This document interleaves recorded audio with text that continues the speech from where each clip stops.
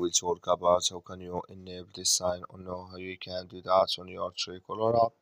So you just follow these ways, then it's going to work with you. So all you have to do, you just go here above your photo profile, click on it. So then it's going to take you to your profile. It's going to show for you like this. Then all you have to do now, just go above this sign, click on it.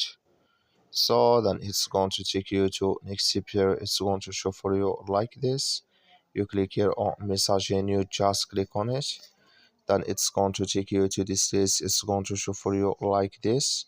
You come here to send message to group us, clicking this sign. Like you see here, this color show for us, that's means send message to group us, enable with us now.